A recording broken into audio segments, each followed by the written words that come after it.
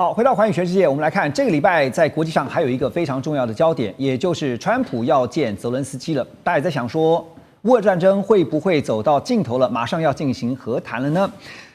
有看法是认为，在新的一年2026可能是最关键的一年了。那在2026新年前夕呢，我们刚刚特别提到了美国媒体就是 Axios 呢，他们特别指出，川普在12月28号将会在海湖庄园跟泽伦斯基见面。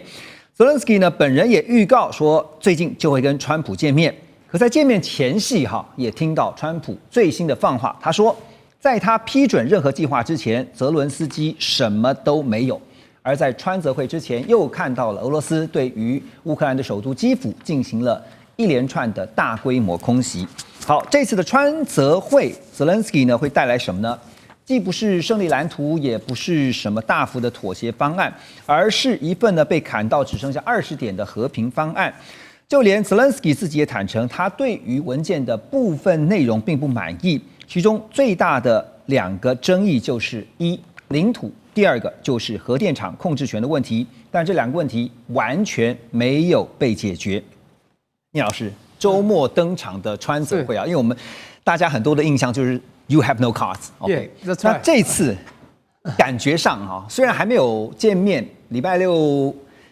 这个还没见面，但是已经觉得又是一场鸿门宴了。你怎么看？看起来好像不太容易成，因为两边在拉锯。那当然，川普一直想得和平奖，那他又很希望能够快点和，快促成。可是，但川普也是大小眼，他知道普丁当然势力量都比这个乌克兰大，那两边都有他要的利益，你知道吗？但他私底下实际上应该跟普丁比较友好，也比较尊重一些普丁。因此呢，在谈和谈的那1-2个月前呢，就跟乌克兰说要和谈之后，他跳过他，先跟普丁打个电话说：“我们要和谈，你觉得你有什么要求？”就定出了一个28项条这协议，和平协议，这很奇怪啊！而且乌克兰一看傻眼了，大是对普丁特别好，里面包括割地，那时候不管顿内茨克，对不对？或者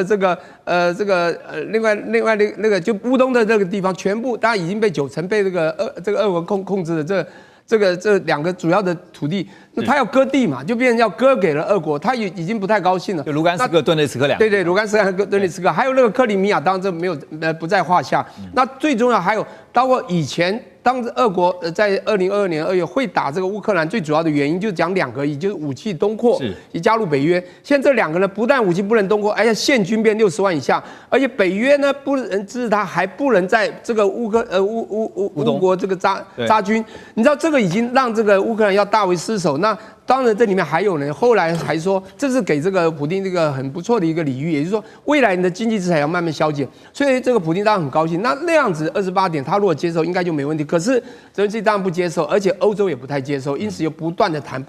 从27、26一直消。就是里面他谈的时候有一个很重要的说，他们一定要做到一个所谓的真正对乌克兰提供安全保障的做法。因此这个新版的20条其实就是他希望美国、北约以及欧洲国家都能够提供乌克兰一个强而有力的安全保障。那我觉得这个就是他们希望将来达到真的全面的互不侵犯那这是他们想要的东西。可是重点来，这里面还是有乌克兰不能接受的即便退让，因为那你如果再不接受，俄国就那算了，就继续打你，继续打下去啦。那最主要就是你刚刚讲2个地方了，我觉得到现在谈的，但这个让步大概也就差不多。我觉得第一个就是领土的争议，就是刚讲乌东的领土的控制权，还有一个就是这个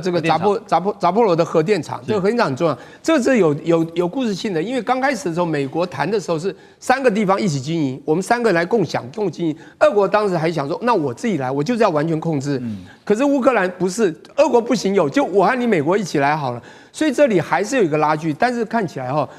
乌克兰要的东西不会存在了，也就是美国和乌克兰，就是乌克兰他不敢自己拿，他要跟美国一起来，这也不可能存在，因为俄罗斯不可能接受。因此我觉得最后乌克兰到最后eventually还是会让，或者在这里面再拿一点点回来，但其他大部分就让出去了。而且不觉得有些蹊跷吗？就是在这个2人会面之前呢，川普就直接就先讲了狠话了，说我还没批准任何事情之前呢，泽伦斯基呢是什么都没有的，他就直接先定掉了那所以现在回到说这个川泽会当然在这个川普跟泽伦斯基2人会面之前，我们也看到了俄罗斯总统普丁他说话了，他直接就亮出了2张底牌。那俄方是放话说可以谈交换领土，因为现在乌克兰卡着就是其中一个问题就是领土主权的问题。但是俄罗斯呢，他说我可以交换领土，可是我要整个顿巴斯。好，现实的版图是如何啊？目前呢，克里米亚100%是被俄罗斯控制的，顿巴斯有90%是在俄罗斯的控制下，扎波罗热、赫尔松现在有75%，那哈尔科夫、苏梅、尼古拉耶夫、第聂伯州是局部有被俄罗斯的这个军队掌控的。好，更关键的是第2张牌，也就是刚刚我们提到的扎波罗热的核电厂啊，普丁直接就点出啊，美俄双方正在谈如何在未来共同管理这个核电厂。好，未来的电力呢将会用来加密货币，拿来挖矿的。这句话呢，外界一听就觉得这根本就是跟对川普所讲的，完全是投其所好。所以先讲主权的部分，大使觉得这个普丁丢出说领土可以交换，意思就是说乌克兰现在卡在说，我现在被你占领的我的主权的领土，我是不会让的。可是呢，普丁是意思说没关系啊，我跟你拿我有主权的领土跟你有主权领土换，是这个意思吗？是说我现在占有的乌克兰的其他的领土来换我还没有占有的。哇，全部都是乌克兰的。俄罗斯没有失掉任何一块领土。因为现在这个整个1000多公里的这个边界线上啊，那顿巴斯是俄罗斯打下90%啊，10%就是在顿内茨克。那还有一部分红军城啊，然后往它的西北啊那一部分还是在乌克兰的这个控制之下。是。那川普这个普丁啊，他要完整的顿内茨克的行政疆界。也就是说啊，这个疆域原来的行政疆划哪，我要完全要，一寸土地不能少。那现在还有10%还掌握在乌克兰，你就要交出来。那本来是要无条件交出来，现在说好啊，那就交换吧。交换用什么交换呢？就是俄罗斯零零星星还在这个哈尔科夫附近、苏梅拿那边去交换，还在尼古拉耶夫、第聂伯河州，它还有一些零星的土地，他说这些我都还给你了。我们就划0的还给你，整的我要了。但顿巴斯就我全拿了。那其他赫尔松、扎波罗热州的各占75%，因为有4个州嘛，对不对？一个顿巴斯有顿内茨克跟这个卢甘斯克2个，对，现在还差10%，对，那个10你要交出来。另外还有就是说，赫尔松跟扎波罗热的话没意见，我现在就5%，因为它基本上它用这个第聂伯河做一个天然疆界啊。那其他我在第聂伯河以西的还有一些土地，还有就是在这些哈尔科夫这些地方州、苏梅州还有一些土地我零星占的，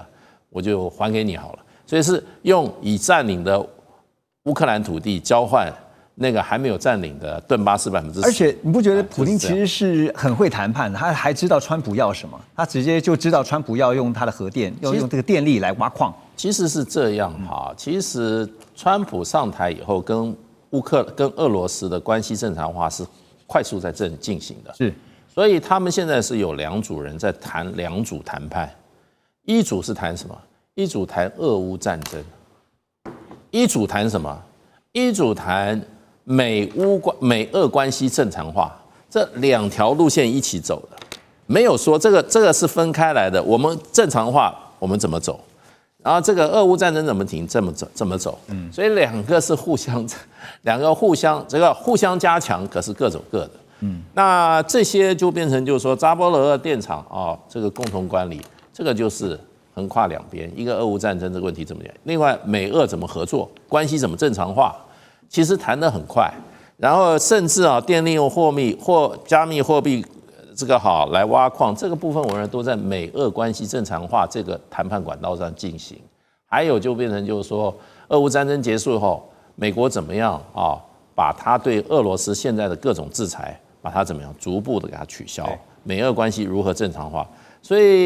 所以泽伦斯基现在唯一的靠山就是欧洲，因为欧洲准备拿大概差不多1000多亿吧，1000多亿的欧元吧，未来2年给他嘛，那就突然硬起来了。那可是我认为啦，对俄罗斯来讲，领土问题是关键，领土问题基本上不照我俄罗斯的意见的话，这战争不会停。而这样听起来，其实就算泽伦斯基拿着欧洲的支持，这一次跟川普去谈，也说服不了川普啊。川普就是玩他而已啦。你时间到了就丢一个28条，对不对？那再跟你周旋一下，慢慢现在你不退了吗？你不加入北约了吗？安全保障由我们私底下谈吗？那还有就变成本来这个领土的问题，事实上泽伦斯基已经比较软了。是。可是呢，现在欧洲进来搅局，那就变成说啊，我们要替欧洲再继续战下去吧。可是美国川普还有一张王牌啊，3个月后改选啊。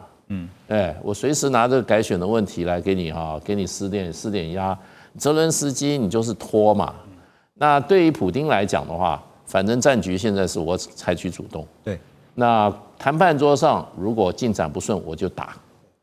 如果打得顺的话，我就不跟你谈。大使讲到这个战局啊，就是反正就战下去嘛。那你现在看到战争的这个战场上实际的现况是如何啊？孝瑋兄，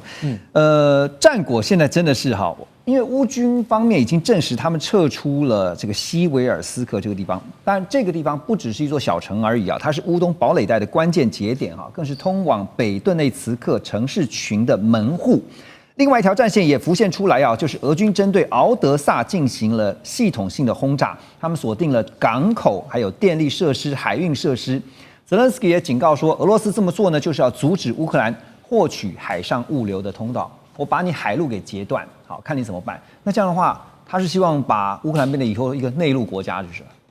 普丁绝对有这样的希望跟想法，但是实力上我觉得目前来说是做不到的。但是他为什么要对敖德萨进行攻击呢？因为其实敖德萨现在变成是用来这个骚扰俄罗斯在黑海方面行动的一个非常重要的根据地。也就是乌军他会利用奥德萨的港副设施，派出各种的这样一个无人艇、攻击艇等等，或甚至于有限的这样一个这个有人的这个舰艇去干嘛呢？去突袭俄罗斯现在还存在的黑海舰队。